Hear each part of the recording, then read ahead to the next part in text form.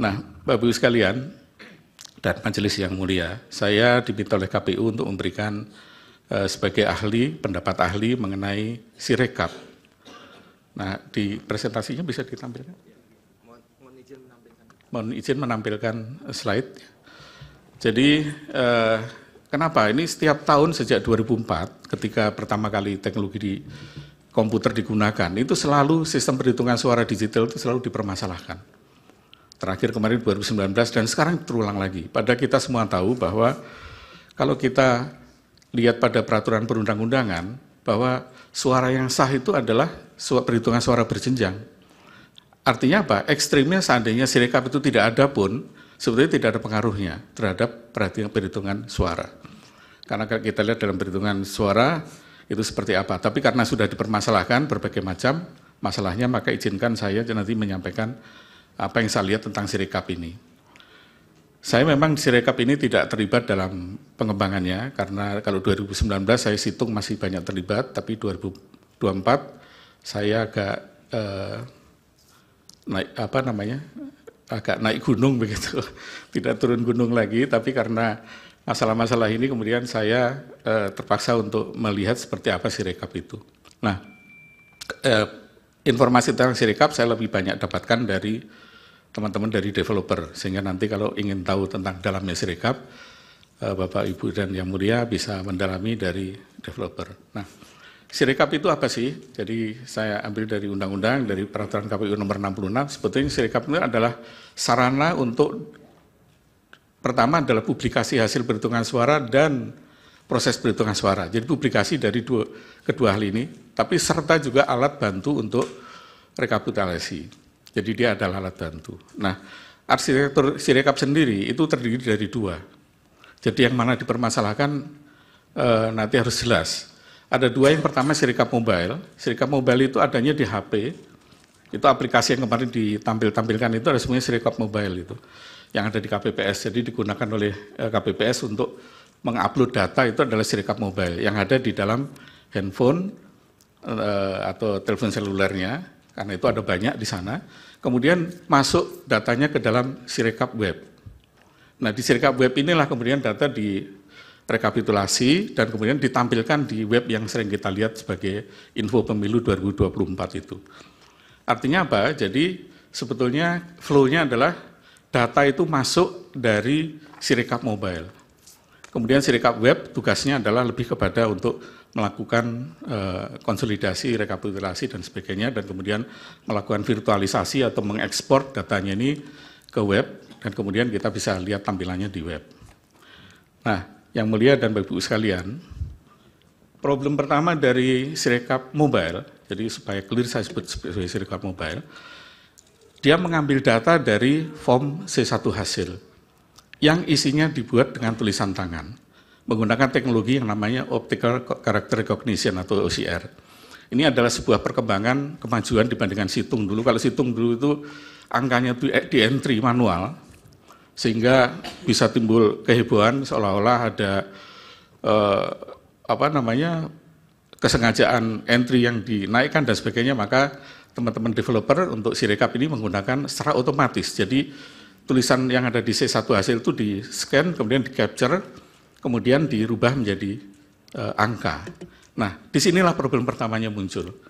Pertama, karena tulisan yang ada di form C1 itu tulisan tangan, dan kita tahu semua bahwa tulisan tangan tiap orang itu beda-beda. Apalagi tulisan tangan di 822.000 TPS yang pasti orangnya berbeda dan tulisan tangannya bisa berbeda. Ada mungkin di KPPS yang mengisi ini tulisannya bagus, mudah dibaca. Tapi mungkin juga ada sebagian besar juga yang tulisannya kurang bagus. Bahkan yang tulisannya jelek. Saya sendiri termasuk orang yang tulisan tangan saya itu sulit dibaca. Nah, sebagai contoh, kita lihat di sini, dalam menuliskan angka saja, itu stylenya bisa beda-beda. Ada menuliskan angka 4 dengan kayak kursi terbalik, atasnya terbuka, tapi ada juga seperti yang di pojok sebelah kiri, 4 itu tertutup atasnya. Demikian juga angka-angka lain, 1 ada yang menggunakan, ada yang pakai topi dan sepatu, ada yang cuma garis saja. Nah, karena itu, optical character recognition itu, kalau di laboratorium, itu akurasinya masih sekitar 99%. Jadi masih ada kemungkinan error 1% di sana. Tapi kalau dipakai di lapangan, itu bisa lebih rendah lagi. Nah, paling tinggi itu sekitar 92-93%. Jadi ada kemungkinan 7% salah ketika OCR ini merubah gambar menjadi angka.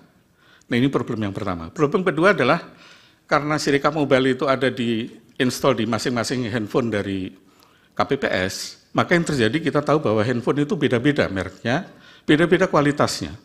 Ada handphone yang kualitas kameranya sangat bagus, ada handphone yang kameranya sangat kurang bagus.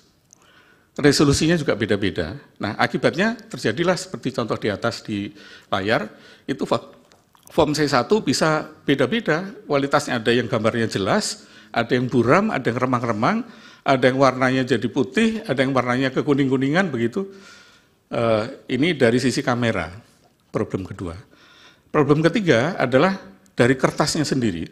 Kita lihat contohnya di yang form C1 yang di kanan itu kertasnya terlipat. Sehingga ketika terlipat ini bisa menimbulkan kesalahan interpretasi oleh OCR ini. Karena OCR ini bukanlah manusia yang bisa memperkirakan, dia hanya patuh kepada training data. Jadi sistem AI ini adalah sistem machine learning ini, dia diberikan data berbagai macam tulisan tangan, kemudian dari tulisan tangan itu dia pelajari dan kemudian dia bisa melihat ini apakah angka 1, 2, 3, dan seterusnya. Nah, tapi kalau kualitas gambarnya seperti ini menjadi masalah.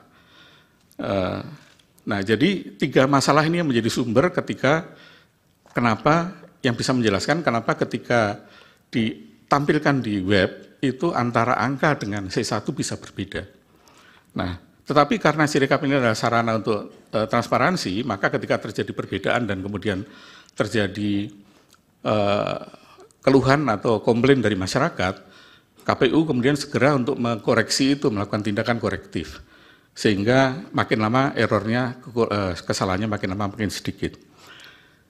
Nah, Bapak Ibu sekalian dan yang mulia, ini juga contoh masih ya. Jadi ini adalah contoh bagaimana ketika kertasnya agak miring begitu sehingga ketika di-scan itu menjadi tidak akurat angka-angkanya. Nah, tetapi kalau kemudian ada opini bahwa ada manipulasi suara dengan Sirekap, mari kita lihat hasil Sirekap dibandingkan dengan yang lainnya. Tapi sebelum ke sana, saya ingin menjelaskan bagaimana sebuah software itu di-develop. Jadi Sirekap termasuk Sirekap melalui proses seperti ini. Jadi pertama, developer itu membuat aplikasi, kemudian dilakukan testing, diuji sampai nanti software itu diyakinkan bagus, berjalan dengan baik, baru kemudian dideploy atau diinstal. Nah, diinstal inilah terjadi tadi masalah ketika HP-nya beda-beda dan sebagainya, itu kemudian bisa timbul masalah di sini. Nah, setelah diinstal baru kemudian dilakukan audit, dilihat apakah bekerja dengan baik atau tidak. Kalau suatu saat ditemukan fraud, ditemukan adanya penyimpangan atau kejahatan di sana, maka baru kemudian dilakukan namanya forensic audit. Jadi forensic audit itu ada tahapannya, tidak begitu ujuk-ujuk langsung dilakukan forensic audit. Kalau kita yakin ada kejahatan atau ada fraud di sana, baru bisa dilakukan forensic audit. Sama dengan di bidang-bidang yang lain, kalau tidak ada kejahatan, tidak mungkin ada audit forensik. Nah, apakah di Sirekap ada kejahatan? Saya hanya ingin menampilkan data saja, saya tidak akan banyak cerita. Saya bandingkan hasil KPU dengan yang pertama dengan lembaga hitung cepat. Kalau kita lihat di sana, lembaga hitung cepat ini, 12 lembaga hitung cepat ini, angkanya tidak berbeda jauh dengan hasil Sirekap maupun dari hasil KPU 360. Rata-rata error, kalau kita lihat di angka tadi, kalau kita ratakan errornya itu hanya 0,07%. Jadi 0,1% saja tidak sampai, hanya 0,07%. Perbedaan rata-rata antara hitung cepat dengan hasil perhitungan manual. Nah, mungkin ada yang berpendapat bahwa hitung cepat itu kan sampelnya hanya 2.000 TPS. Sementara TPS kita 822.000. Apakah valid begitu? Nah, ada yang tidak percaya pada statistik, masalahnya begitu ya. Nah, saya ingin tunjukkan, kalau ini dari statistik dengan sampling, kita lihat bagaimana dengan real count yang lain. Jadi masyarakat sipil yang dipotori oleh para tokoh-tokoh, mungkin ada beberapa ada di ruangan ini, membuat berbagai macam perhitungan real paralel dengan Sirekap. Ada beberapa, lebih dari 10 kalau nggak salah, tapi saya ambil 3 saja yang besar. Yang pertama adalah kawal pemilu 2024. Ini dipelopori oleh Netgrid, KIP, ICW, dan banyak sekali lembaga-lembaga yang sangat respectable di Indonesia. Sehingga hasilnya juga mestinya bisa kita hormati. Yang kedua adalah Jaga Suara 2024. Ini juga dipelopori oleh beberapa tokoh nasional, para ahli pemilu juga, mantan anggota KPU juga ada di sana, dan beberapa lembaga-lembaga yang juga respectable di Indonesia. Yang ketiga adalah Jaga Pemilu 2024. Ini lebih luas lagi, ada beberapa ketua BEM di sana, dan beberapa yang lain. Nah, mari kita lihat dari 3 ini hasilnya seperti apa. Ini bukan hitung cepat, tapi ini adalah real count, hitung nyata. Pertama dari perbedaan antara kawal pemilu, Jaga Suara dengan Jaga Pemilu dengan KPU juga sama, tidak terlalu jauh. Yang paling tinggi di sana adalah hanya di Jaga Pemilu, karena Jaga Pemilu itu melakukan pembulatan. Jadi angka persennya itu dihilangkan komanya, dinolkan saja. Tapi kalau kita lihat, perbedaannya tidak banyak. Nah, artinya apa? Kalau kita lihat, kalau tadi hitung cepat tidak dipercaya karena sampel hanya 2.200 TPS, tapi ini adalah real count, artinya perhitungan nyata yang menunjukkan bahwa hasil dari perhitungan KPU itu tidak berbeda jauh. Nah, kenapa sampai terjadi masalahnya kemudian sampai kita harus bersidang hari ini, Yang Mulia dan Bapak Ibu sekalian? Karena proses Sirekap ini tadi seperti saya sampaikan, dari Sirekap mobile masuk ke Sirekap web, kemudian apa adanya itu langsung ditampilkan di web. Pada waktu mungkin Yang Mulia beberapa kalau yang pernah ikut sidang di 2019, saya sudah menyampaikan waktu itu mestinya itu yang ditampilkan di web itu sudah diverifikasi dulu. Jadi data itu dibagi dua seperti ini ya misalnya. Jadi yang sudah verified itu tampillah di web. Yang belum verified itu di pending dulu, dimasukkan ke tempat sementara dulu sambil diperiksa, kemudian diperbaiki. Jangan kemudian yang diperbaiki itu yang ada. Nah, kalau ini mudah-mudahan nanti teman-teman KPU bisa untuk tahun 2029, biar tidak ada lagi sidang soal Sirekap, gitu. Maka mudah-mudahan bisa mengimplementasikan apa yang saya sampaikan pada hari ini dan termasuk 2019 yang lain. Jadi hanya menampilkan data yang valid saja. Yang belum valid ditunda dulu. Demikian saya kira Yang Mulia untuk presentasi dari saya. Saya kembalikan pada Yang Mulia. Terima kasih. Assalamualaikum warahmatullahi wabarakatuh.